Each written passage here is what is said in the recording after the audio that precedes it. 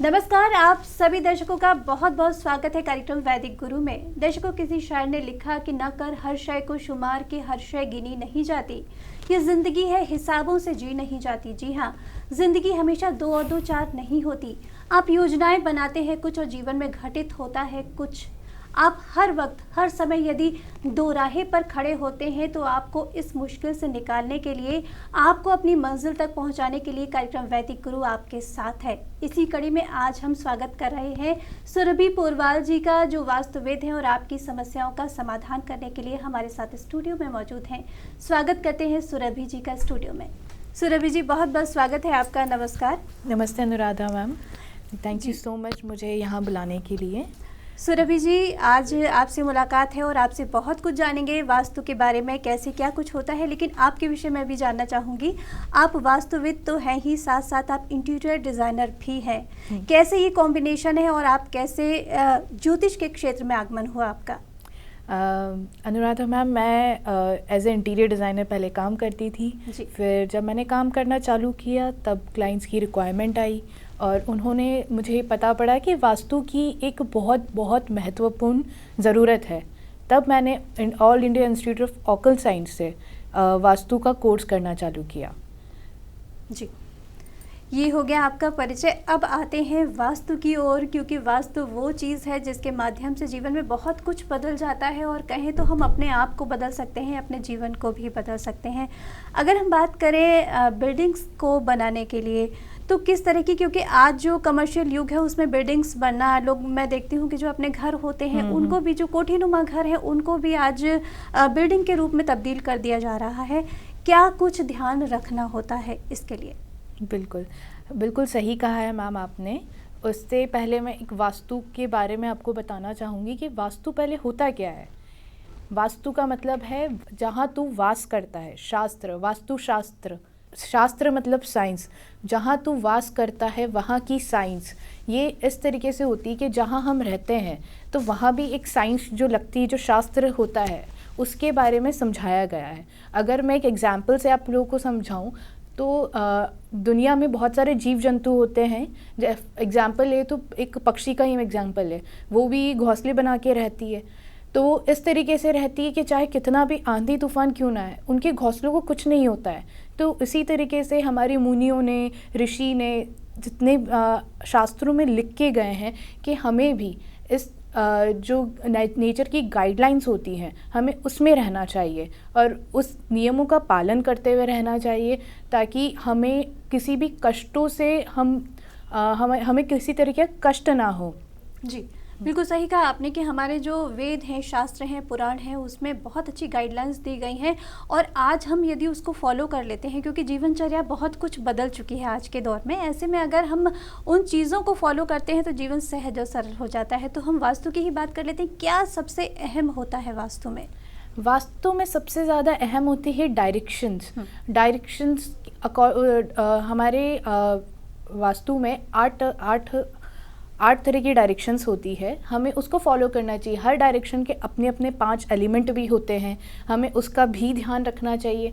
For example अगर हम बात करें, हम कहीं कोई बिल्डिंग बनाते हैं तो हम बिल्डिंग इस तरीके से बनाते हैं कि हमें सबसे पहले उसकी भूमि को देखना चाहिए, हमें वहाँ का डायरेक्शन देखना चाहिए, वो किस डायरेक्शन में फेस कर रही है, उस भूमि की मिट्टी कैसी है, वहाँ पे किसी तरीके का दोष ना हो, वो भूमि ताज्य ना हो। ताज्य का मतलब होता है किसी भी भूमि में किसी भी तरह के खड्डे या अगर गड्ढा करे तो उसमें कोई शल्य निकल रहे हों और किसी भी तरह की दरारें ना हो। तो इन भूमि का इस तरीके से परीक्षण किया जाता है, फिर उस पे बिल्डिंग बनाने का काम किया जाता है और इस तरीके से हम आगे बढ़ते हैं। तो वास्तु को उसमें सबसे पहले देखते हुए जाते हैं। जी, तो दर्शकों, आज यहाँ पर हम चर्चा कर रहे हैं कि किस तरह से हमारे जीवन में वास्तु का महत्व है। अगर हम चाहें तो वास्तु में बहुत कुछ बदलाव हमारे जीवन में आ सकता है। अगर हम बात करें वास्तु की, तो हमें सबसे पहले ध्यान रखना होता है कि कोई बिल्डिंग हम बनाने जा रहे हैं या रेजिडेंशियल हम कुछ लेने जा रहे हैं तो क्या कुछ अहम है उसमें। जैसा कि अभी सुरभि जी ने हमें बताया कि हमें देखना होता है कि क्या क्या बारीकियाँ हैं, तब हम उस स्थान को ले सकते हैं जो हमारे लिए फलीभूत हो सकता है। आगे बढ़ते हैं और सुरभि जी, बात करें अतिमर्म और मर्म की, तो क्या महत्व होता है, मतलब क्या आशय होता है इस शब्द से वास्तु में? जी मैम, ये बहुत अच्छा क्वेश्चन है। इसमें ये होता है कि मर्म और अतिमर्म स्थान की एक ऐसी बात होती है कि जो वास्तु है एनर्जीज बेस्ड है, एनर्जी, फ्रिक्वेंसी और वाइब्रेशंस का बेस्ड होता है। तो किस तरीके से, कौन सी डायरेक्शन से, कहाँ से सूरज किस तरीके के प्रकाश ला रहा है, रोशनी आ रही है, हवा आ रही है, और कई बार क्योंकि कुछ नेगेटिव और कुछ पॉजिटिव इफ़ेक्ट्स भी होते हैं, तो हमें उन चीज़ों का ध्यान रखना पड़ता है। तो अब जैसे बात करें मर्म अतिमर्म की, हम क्या करते हैं, हमारे प्लॉट को 9x9 के ग्रिड्स में डिवाइड कर लेते हैं। तो और जैसा कि ये होता है कि हर एक प्लॉट पे एक वास्तु, हमारे जो वास्तु पुरुष हैं वह लेटे हुए हैं, तो उनका ध्यान रखते हुए कहाँ उनका सर आ रहा है और कहाँ उनकी बॉडी स्ट्रक्चर आ रही होती है पूरी, तो उस तरीके से हम ध्यान रखते हैं कि वो मर्म और अतिमर्म स्थान होते हैं हमारे। तो हमें उस स्थानों पे किसी भी तरीके का गड्ढा, किसी की तरह की किल, किसी भी तरीके का गंदगी नहीं रखनी चाहिए। उस स्थान को हमें साफ़ सुथरा रखना चाहिए, क्योंकि इस स्थानों से हमें शुभ अशुभ ऊर्जाओं का भी ध्यान रखना पड़ता है, कि इस तरीके से कि कहाँ से जो रोशनी और जहाँ से लाइट आती है उसी अकॉर्डिंग हमें खिड़कियाँ, वेंटिलेशन, दरवाजे भी देने चाहिए। क्योंकि बहुत सारे स्थान ऐसे होते हैं कि जहाँ से हमें नेगेटिव ऊर्जाएं आती है, जो कि हमारे लिए, हमारे शरीर के लिए हानिकारक हो सकती है। हो सकता है उन नेगेटिविटी के कारण हमारी फाइनेंशियल प्रॉब्लम्स भी आए। तो इन स्थानों का ध्यान रखते हुए जहाँ से पॉजिटिव वाइब्स आए वो वाली स्थान को खुला रखना चाहिए। जी सुरभि जी, बहुत अच्छा आपने यहाँ पर बताया है, लेकिन जिज्ञासाएं और बढ़ती जा रही हैं। मैं जानना चाहूँगी कि जैसे आपने कहा कि वास्तु भगवान लेटे होते हैं, हाँ, हर घर में होते हैं, हर स्थान पर होते हैं, क्या डायरेक्शन होता है? हमने ये समझ लिया कि अच्छा होना चाहिए, लेकिन वास्तव में क्या होना चाहिए? किस स्थान से लेटे होते हैं, मतलब उत्तर स्थान अच्छा होता है, पूर्व, क्या डायरेक्शन होता है? जी बिल्कुल मैम।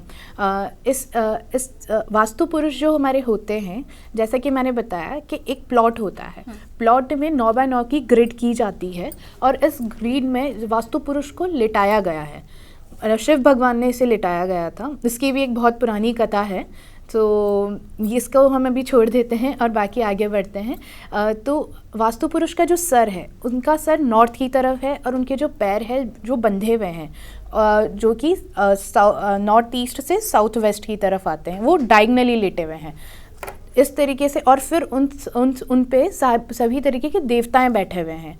तो और अकॉर्डिंगली जो जिस तरीके देवता होते हैं वह उस अकॉर्डिंगली उस चीज़ का ध्यान रखा जाता है कि कहाँ से हवा आनी चाहिए, कहाँ से पानी आना चाहिए, कहाँ हमें आग लगा के, मतलब किचन कहाँ होनी चाहिए, उन सारी चीज़ों का इस अकॉर्डिंगली ध्यान रखा जाता है। मतलब सब कुछ स्थान निर्धारित है कि कहाँ फायर होगा, कहाँ वाटर एलिमेंट होगा। तो कुछ बताइए ना विस्तार से, क्योंकि लोग सुनते हैं लेकिन जब ऐसा लगता है कि नहीं और सारी चीज़ें हमें जाननी चाहिए, तो आपके मुँह से मैं सुनना चाहूँगी कि क्या कुछ कहाँ पर होना चाहिए। जी बिल्कुल। जैसे कि 5 एलिमेंट होते हैं, उन 5 एलिमेंट का बिल्कुल ध्यान से हमें रखना चाहिए। मतलब उसका रीज़न भी बताती हूँ। अगर हम नहीं करते हैं तो क्या होता है, मेरे एक क्लाइंट थे, उन्होंने मतलब उनका जो किचन था वो साउथ, जो कि हमारे किचन साउथ ईस्ट में होना चाहिए क्योंकि वो अग्नि देवता का स्थान है। उनका किचन साउथ ईस्ट में नहीं था, उनका किचन नॉर्थ ईस्ट में था, जो कि हमारे ईशान देव शिव भगवान की डायरेक्शन होती है। तो इससे उनके घर में जब उन्होंने मुझे बताया, मैंने उनके घर का डायरेक्शन सब कुछ चेक किया, तब मैंने उनका किचन देखा कि गलत डायरेक्शन में, जो कि उनके लिए फाइनेंशियल प्रॉब्लम दे रहा था। और जैसे ही उन्होंने अपना किचन शिफ्ट किया तो वो उनका मतलब कुछ ही महीनों में वो चीज़ एकदम उनको मतलब रियलाइज़ हुआ कि ये तो उस मतलब ये एक रीज़न है। तो दर्शकों, हम यहाँ पर ये चर्चा कर रहे हैं कि वास्तु आपके लिए किस तरह से हितकर है। अगर हम चाहें तो अपने जीवन में बहुत सारा परिवर्तन ला सकते हैं। सिर्फ आपको ज़रूरत है थोड़ा सा ध्यान रखने की कि आपके घर में कौन सा कमरा कहाँ पर है, या उस कमरे में क्या कुछ कहाँ पर स्थापित आपने किया है। चाहे वो किचन है, उसमें आपने क्या क्या किस डायरेक्शन में रखा है। आपको बता दूँ कि किचन भी ऐसी होती है जिसमें आप किस डायरेक्शन में क्या क्या रख सकते हैं, ये भी बहुत ज़रूरी होता है।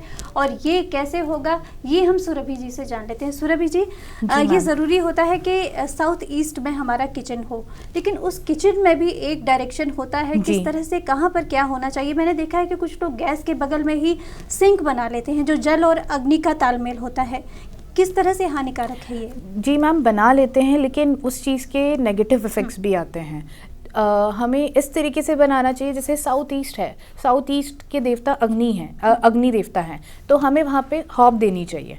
और अगर हम पानी सिंक की बात करें तो हमें वो चीज़ नॉर्थ ईस्ट में देनी चाहिए, क्योंकि वहाँ पे वहाँ के देवता शिव जी है। और अगर हमें फ्रिज वगैरह देना है या तो उसे वेस्ट में दीजिए। अगर हमें जो हमारे किचन की स्टोरेजेस होती हैं तो हमें उसे साउथ की दीवार पे देना चाहिए, क्योंकि उससे क्या होता है, वहाँ का वेट बढ़ता है।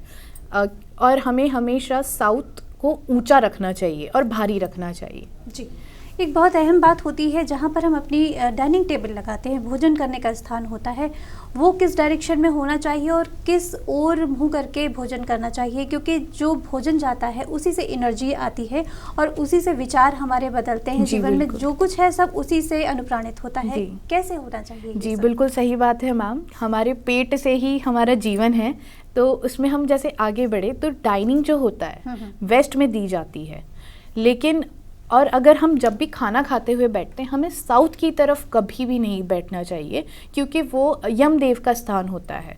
हमें हमेशा नॉर्थ की तरफ, जो घर के मुखिया होते हैं, जो घर के लोग होते हैं, नॉर्थ मुखियों को हमेशा नॉर्थ की तरफ बैठ के खाना चाहिए और बाकी लोगों को ईस्ट की तरफ, और कभी कभी वेस्ट भी चलता है, लेकिन साउथ को हमें हमेशा अवॉइड करते हुए चलना चाहिए। जी, देखा ये जाता है कि जब 6 जो सीट्स होती हैं वो हम डाइनिंग टेबल के चारों तरफ लगा लेते हैं और ये ध्यान नहीं जाता है कि किस ओर हमें मुंह करके बैठना चाहिए। तो दर्शकों, यहाँ पर हम निरंतर चर्चा कर रहे हैं कि बहुत छोटी छोटी सी बातें होती हैं जो आपके जीवन की बड़ी बड़ी समस्याओं का समाधान कर सकती है। आपको गौर करना है, देखना है कि क्या बारीकी से हम यहाँ पर चर्चा कर रहे हैं। यदि आपको लगता है कि आपके जीवन की समस्याओं का समाधान नहीं हो पा रहा है तो आप समझ लीजिए कि आपके जीवन में कहीं ना कहीं वास्तु की प्रॉब्लम ज़रूर है, आपके घर में वास्तु दोष है, तभी आप जो चाह रहे हैं वो आपके जीवन में नहीं हो पा रहा है, क्योंकि आप बहुत प्रयास कर लेते हैं लेकिन आप अपनी मंजिल तक नहीं पहुंच पाते हैं। आप जो चाहते हैं आपको मिलता नहीं है। इसके पीछे कहीं ना कहीं वास्तु दोष अवश्य होता है। उसी का समाधान आज हम सुरभि जी से प्राप्त कर रहे हैं। सुरभि जी, आगे बढ़ते हैं और कमर्शियल और जब रेजिडेंशियल की बात होती है तो किस तरह से डिफरेंस होता है और क्या ध्यान रखना चाहिए इसके लिए वास्तु में? जी मैम, अच्छा सवाल है। कमर्शियल और रेसिडेंशियल दोनों ही अलग तरह की चीज़ें हैं। हमें रेसिडेंशियल जहाँ हम दिन भर रहते हैं, कमर्शियल ऐसा है जहाँ हमें हमेशा एनर्जी मिले और हमें दिन भर हम काम करते रहे। हम सबसे पहले इसकी बात करेंगे तो जैसे प्लॉट की बात करेंगे, जैसे कि दो तरह के प्लॉट भी कई बार हम देखने को मिलते हैं, जिसके आगे से चौड़े पीछे से सकड़े, जो कि सी मुखी प्लॉट कहलाता है। और एक प्लॉट होता है जो आगे से सकड़ा और पीछे से चौड़ा, तो वो होता है गौमुखी प्लॉट। जो गौमुखी प्लॉट होता है वो रेसिडेंशियल के लिए बेस्ट होते हैं और जो सी मुखी प्लॉट होता है वो कमर्शियल के लिए बेस्ट होते हैं। और अगर हम जैसे आगे बात करें रेसिडेंशियल के लिए, हम कभी भी साउथ फेसिंग घर पसंद नहीं, क्योंकि वो एक जैसा कि मैंने आपको पहले भी बताया था कि देवताएं बैठते हैं तो कहाँ से एनर्जी अंदर आए, कहाँ से फ्रेश एयर आए, कहाँ से फ्रेश एनर्जीज, फ्रेश लाइट आए, उसका ध्यान रखना पड़ता है। तो रेसिडेंशियल में साउथ फेसिंग घर सही नहीं होते हैं। बाकी सभी द्वार वहाँ दिए जाते हैं, एंट्रेंसेस दे सकते हैं, लेकिन कमर्शियल की बात करें तो यहाँ पे ऐसा कुछ नहीं होता है। यहाँ पे कोई भी चीज़, यहाँ पे सभी तरीके की एंट्रेंसेस चलती है। जी, फिर आगे और भी मैं आपको एक चीज़ बता देती हूँ। अगर बेसमेंट की बात करें, आजकल बेसमेंट का भी बहुत चलन है, तो बेसमेंट इस तरीके से दिए जाते हैं कि रेसिडेंशियल में हमेशा हमें आधे बेसमेंट देने चाहिए, प्लॉट के 1/3 में। लेकिन अगर कमर्शियल की बात करें, हम कमर्शियल में हमेशा बेसमेंट दे सकते हैं, क्योंकि और कमर्शियल बेसमेंट देते समय भी हमें कुछ इस तरह की चीज़ों का ध्यान रखना चाहिए कि वहाँ से खिड़की, वहाँ पे वेंटिलेशन हमेशा देनी चाहिए जो कि ईस्ट और नॉर्थ की तरफ आए, क्योंकि वहाँ से जैसे सूरज जब हमारा उगता है, जो कि एक हमारी एनर्जी का सोर्स है, वहाँ से पहली किरणें आती हैं तो वो हमेशा पॉजिटिव एनर्जी लेके जाती हैं।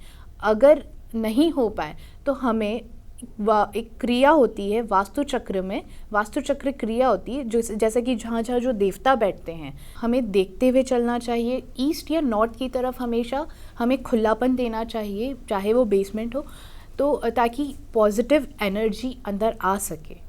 जी सुरभि जी, आपने वेंटिलेशन की बात की, तो खिड़कियाँ और दरवाजे बहुत अहम होते हैं। क्या विषम और सम संख्या का भी कोई योग होता है कि कितनी खिड़कियां रखने चाहिए, कितने दरवाजे रखने चाहिए? मैंने सुना है कि दरवाजे अगर एक से, जैसे आप एंट्रेंस कर रहे हैं, उसके साथ ही अगर दूसरा दरवाज़ा भी एंट्री का है तो वो कहीं ना कहीं हानिकारक होता है। क्या ये सही है? जी मैम, बिल्कुल सही बात है कि कभी कभी ये होता है कि कंटिन्यूस 2 दरवाजे हानिकारक होते हैं। दरवाज़ों के बारे में आपको मैं ये भी बता दूं कि हमेशा मेन डोर जो होता है हमारा जो मेन डोर होता है उसे 2 पल्लों का बनाना चाहिए और सुंदर बनाना चाहिए। कभी उसका ध्यान रखना चाहिए कि कहीं से वो टेढ़ा ना हो या कहीं से फुल रहा हो, कभी आगे की तरफ झुकाव हो या पीछे की तरफ। इस तरीके के डोर जो होते हैं, मेन डोर स्पेशली, ये हमारे लिए बहुत हानिकारक हो सकते हैं।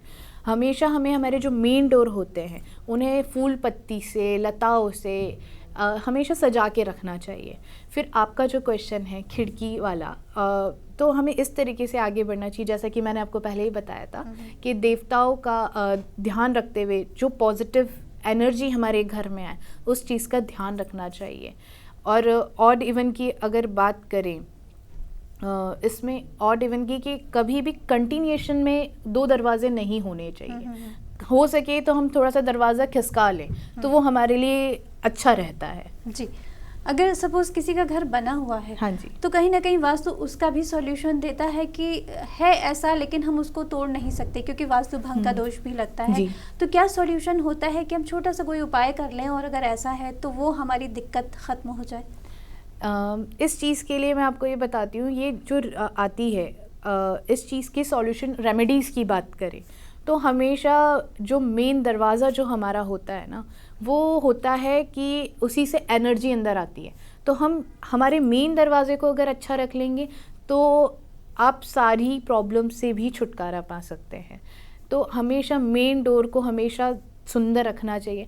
अगर ये एक रीज़न हो सकता है, अदरवाइज़ एक रीज़न ये होता है कि कई बार हमारा जो ब्रह्म स्थान होता है, हम ब्रह्म स्थान में या तो गड्ढा कर देते हैं या तो कोई किसी तरह के पिलर बना देते हैं, कीले कर देते हैं, वो चीज़ अच्छी नहीं होती। क्योंकि ब्रह्म स्थान, जैसे मैंने आपको बताया था, वास्तु पुरुष लेटे हुए हैं, तो वास्तु पुरुष की नाभि है, तो उस चीज़ में हमें कभी भी किसी भी तरह के गड्ढे वगैरह नहीं करना चाहिए। हमेशा हमें उसे साफ़ सुथरा रखना चाहिए। कभी कोई तरह के कबाड़ नहीं रखना चाहिए वहाँ पे, कभी भी भूल के भी वॉशरूम नहीं बनाना चाहिए। हमेशा उसे रंगोली से सजा के रखना चाहिए। जी, जैसा कि देखा जाता है कि अक्सर घरों में उस स्थान पे जो सेंटर होता है उसी को ब्रह्म स्थान कहते हैं, उसको बहुत सजा कर रखते हैं, तो जीवन में जो कुछ है वो बहुत पॉजिटिव होता जाता है। और दर्शकों, हम आपको इसीलिए बता रहे हैं कि आपके जीवन में जो कुछ भी नेगेटिव ऊर्जा है आप उसको अपने जीवन से हटा सकें, जो आपका सकारात्मक पॉइंट है वो आपके सामने आ सके, तो आप जीवन में जो कुछ चाहते हैं वो आपको हासिल हो सके। और इसी प्रयास में वैदिक गुरु के कार्यक्रम के माध्यम से हम आपसे निरंतर ज्योतिष के उन विषयों पर चर्चा करते आ रहे हैं जो आपके लिए सहायक हो सके। आगे बढ़ते हैं सुरभि जी और बात कर लेते हैं कि किस तरह से जो आपने ब्रह्म स्थान की बात कही है, यदि लोगों को लगता है कि फ्लैट्स हैं उसमें ब्रह्म स्थान नहीं है तो भी घर के अंदर किस तरह से डेकोरेट किया जाए उसको, या लोग कहते हैं कि उसमें तुलसी रखना उस स्थान पर बहुत अच्छा होता है, क्या ये सही है? बिल्कुल सही बात है मैम। ब्रह्म स्थान एकदम साफ सुथरी हो, शुद्ध रहे, तो इसलिए हमें वहाँ पे तुलसी का पौधा से सजाना चाहिए। जैसे कि और डेकोरेशन की बात करें, जैसे कि मैंने आपको बताया था मैं इंटीरियर डिज़ाइनर भी हूँ, तो इस चीज़ को भी मैं आपको बताती हूँ कि लोगों को बहुत मिसकंसेप्शंस होती है कि हम वास्तु के अकॉर्डिंग अगर घर बनाएंगे तो हमारे घर एक जैसे ही लगेंगे, हम उसमें डिफ्रेंशिएट्स नहीं कर सकते। लेकिन अगर हम बात करें, हम भी इंसान हैं, हमारे भी 2 आँख हैं, 1 नाक है, 2 कान हैं, क्या हम सब एक जैसे दिखते हैं? बिल्कुल भी नहीं ना। तो इसी तरीके से हमें वास्तु में भी वास्तु से भी करेंगे तो उससे कोई दिक्कत नहीं होती है, उसका भी नया रूप, नया अलग डिफ्रेंशिएट लगेगा। जी सुरभि, आजकल एक चीज़ और देखने को मिलती है कि जो घर बनते हैं उसमें ही गाड़ियों की पार्किंग बना दी जाती है, जबकि मैंने ऐसा सुना है कि जो घर ज़मीन से लगे होते हैं उनमें पॉजिटिव ऊर्जा ज़्यादा होती है। तो आजकल जो चलन है क्या वो सही है या गलत है? मैम अब आज की बात करें तो हर घर में 2 से 3 गाड़ियाँ तो होती हैं, तो उसके लिए हमें जो जगह होती है, जो स्थान होता है वो नॉर्थ वेस्ट की तरफ होता है। तो ताकि आना जाना जो होता है, नॉर्थ वेस्ट के जो हमारे देवता हमारा एलिमेंट होता है वो वायु होता है, तो वहाँ से क्या होगा कि आना जाना जैसे लगा रहेगा। तो इसलिए हमें पार्किंग की जो सुविधा होती है वो हमें नॉर्थ वेस्ट की तरफ देनी चाहिए। जो पूरे घर का मैंने देखा है बिल्डिंग का एरिया होता है, उसके पूरे नीचे ही पार्किंग आजकल बना दी जाती है, क्या वो सही है? मैं ये जानना चाहती हूँ। अच्छा जी, आप स्टिल्ट पार्किंग की जैसे बात कर रहे हैं। स्टिल्ट पार्किंग, जी मैम ऐसा कुछ नहीं है, उसमें भी हमें इस चीज़ का ध्यान रखना चाहिए कि कहाँ से हम सीढ़ी निकाल रहे हैं, हम उसमें भी किस साइड पार्किंग कर रख रहे हैं, कौन सा स्थान हम ओपन रख रहे हैं। क्योंकि जैसे बात करें हम, एक पॉइंट है ओपन स्पेस की या हाइट एंड वेट की। हमें हाइट एंड वेट हमेशा, जैसे जो सीढ़ियाँ होती है हमें साउथ की तरफ देनी चाहिए, ताकि वहाँ पे भारीपन रहे और वेट बना रहे और ऊंचा भी रहे, क्योंकि वहाँ की हाइट भी ज़्यादा होनी चाहिए। और उसी तरीके से जैसे नॉर्थ ईस्ट होता है, वो डायरेक्शंस नॉर्थ ईस्ट जो होता है वो थोड़ा ओपन रखना चाहिए, हमेशा वहाँ से फ्रेश एयर, अच्छी ऊर्जाएं आती रहनी चाहिए। तो हमें स्टिल्ट पार्किंग में भी इस तरीके से डिविजन्स करने चाहिए कि साउथ की तरफ तो हमारी सीढ़ी आ जाए, या एक तरफ हमारी लिफ्ट आ जाए, या हमारा एक तरफ पार्किंग हो, वहाँ से ओपन स्पेस हो तो वहाँ पे गार्डन हो जाए, और पार्किंग की भी सुविधा हमारी अच्छी बने रहे। चलिए, इस समस्या का समाधान भी आपने कर दिया है कि कैसे अगर हम पार्किंग कर भी रहे हैं घर में तो वो क्या दिशा हो और कैसे डायरेक्शन उसका होगा। आगे बढ़ते हैं, रंगों का भी बहुत महत्व होता है वास्तु के अकॉर्डिंग। किस दिशा का कौन सा रंग होना चाहिए या क्या नुकसानदायक हो सकता है? जो लोग मनमानी करते हैं उनके लिए कुछ हिदायत देना चाहेंगे आप? जैसा कि हम बात कर रहे हैं कि जो कलर्स की हम बात कर रहे हैं, अगर हम जैसे घरों में मंदिर जो होते हैं जो कि नॉर्थ ईस्ट में होते हैं, वहाँ के देवता शान देव है, और जो हमारे ग्रह होते हैं वो जुपिटर होते हैं, तो वहाँ का जो जुपिटर का जो कलर है वो पीला होता है, तो हमें नॉर्थ ईस्ट को पीले कलर में करना चाहिए। यानी कि हमें हमारे जो मंदिर होते हैं उसे केसरिया, पीला, इस तरह के कलर करने चाहिए। तो हम कलर्स, जैसे अगर हम किचन की बात करें तो किचन के जो एलिमेंट है अग्नि, उसके अकॉर्डिंग हमें ऑरेंज के शेड में जाना चाहिए, कभी भी मतलब अलग नहीं जाना चाहिए। लेकिन अगर हम बाथरूम की बात करें तो बाथरूम में हमें कभी भी पीला कलर नहीं देना चाहिए, बिल्कुल लाइट कलर देना चाहिए। हम बेडरूम की अगर बात करें तो हमें कभी भी बेडरूम में ब्राइट कलर्स या रेड कलर नहीं देना चाहिए, ऐसे कलर्स देना चाहिए जो हमारे लिए सूदिंग हो, हमें एकदम रिलैक्स फील करे। अदरवाइज़ क्या होगा, जो इंसान वहाँ रहेगा वो एकदम ही मतलब वो हमेशा वाइब्रेशंस में रहेगा, उसे कहीं ना कहीं फिर और हाइपरटेंशन वगैरह की बीमारी ना लग जाए। इसलिए हमें इस चीज़ का, कलर्स का बहुत महत्वपूर्ण रोल रहता है। जी, तो दर्शकों यहाँ पर हम ये समझ चुके हैं कि रंगों का हमारे जीवन में बहुत अहम रोल होता है। हमारे जीवन के रंग बदल सकते हैं यदि हम समझ लें कि किस दिशा का कौन सा रंग है। सुरभि जी, आगे बढ़ते हैं और बात कर लेते हैं कि जब हम कुछ चीज़ें नई डिज़ाइन करते हैं घर में तो किस तरह से जो फर्नीचर्स आते हैं उनका भी अहम रोल होता है। लोग ये कहते हैं कि जो नुकीले फर्नीचर्स होते हैं उनको अवॉइड करना चाहिए, या कुछ ख़ास लकड़ियाँ होती हैं उनको ही फर्नीचर के तौर पे यूज़ करना चाहिए, क्या रहस्य है? जी मैम, ये बिल्कुल सही बात है। अगर कोई नुकीला रहेगा तो वो रहता है कि अगर घर में बच्चा है तो वो चीज़ तो डिफ़िकल्ट वाली बात रहेगी। लेकिन अगर हम जैसे डाइनिंग टेबल की बात करें, हमें डाइनिंग टेबल कभी भी राउंड नहीं रखनी चाहिए, क्योंकि क्या होता है, एक राउंड चीज़ बहस का एक जैसे कॉन्फ्रेंस रूम होते हैं तो वो चीज़ सही नहीं होती कि वो एक बहस का माध्यम ही बना रहेगा, वहाँ पे सुख शांति नहीं रहेगी। तो जैसे डाइनिंग टेबल तो हमें रेक्टेंगल रखनी चाहिए। तो उसी तरीके से जैसे अगर बात करें सोफ़े वगैरह की या बेड की, तो हमें जैसे बेड की बात करें तो बेड भी इस तरीके से डिज़ाइन करने चाहिए कि कहीं भी कोई किसी तरीके से कोई नुकीलापन ना हो, या किसी भी गलत मटेरियल का ना बना हो। और बेड के साथ तो हम ये कि ऊपर कभी बीम वगैरह ना हो, इस वाले पॉइंट्स का हमें ध्यान रखना चाहिए। क्या लकड़ी के बेड ज़्यादा अच्छे होते हैं? मैंने सुना है कि लोहे के जो बेड होते हैं वो कहीं ना कहीं नुकसानदायक होते हैं, सेहत के लिए भी और रिलेशनशिप के लिए भी, क्या ये सच है? जी मैम, जैसे लोहे के जो बेड होते हैं वो एक तरीके से एलिमेंट है जो कि कभी अलग, हर मौसम में अलग तरीके का हमें देता है। तो इससे अच्छा होता है कि हमें वुडन वाले वेट करने चाहिए, क्योंकि ये भी एक एलिमेंट है, भले हमारे पंच तत्व में नहीं है, लेकिन ये किस तरीके का एलिमेंट है जो कि बहुत घर में बहुत ज़रूरी होता है। जी, तो फर्नीचर लगाने का भी मुझे लगता है स्थान होगा कि किस दिशा में कौन सा फर्नीचर होगा।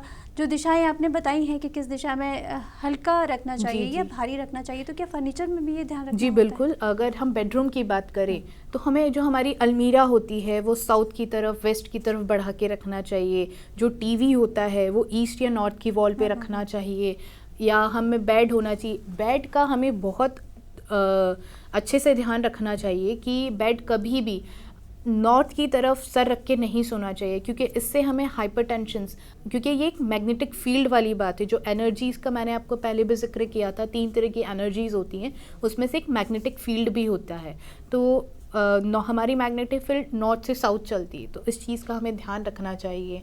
जी, चलते चलते एक आखिरी सवाल। कहा जाता है कि शीशा भी बहुत अहम रोल प्ले करता है आपके जीवन में, किस दिशा में होना चाहिए, कैसा होना चाहिए? जी मैम, बिल्कुल सही बात है। शीशा बहुत इम्पॉर्टेंट होता है, वो एक पॉजिटिव एनर्जी अट्रैक्ट कर लेता है। हमें इसलिए नॉर्थ या ईस्ट की तरफ रखना चाहिए ताकि उससे पॉजिटिविटी आए। हमें घर के दरवाज़ों के एंट्रेंस पे लगा सकते हैं ताकि हमें पॉजिटिविटी आए, नेगेटिविटी दूर हो जाए। जी, तो दर्शकों, यहाँ पर हमने बहुत सारी आपसे चर्चा की है कि हमारे ज्योतिष में, वास्तु में बहुत कुछ हमें बताया गया है कि किस तरह से हमारे लिए क्या कुछ हानिकारक है और क्या कुछ लाभदायक है। आज के लिए फ़िलहाल इतना ही। सुरभि जी, आपसे कहना चाहूँगी कि आप स्टूडियो में आई, इतनी अमूल्य जानकारी दी, उसके लिए आपका बहुत बहुत धन्यवाद। Thank you so much. Thank you.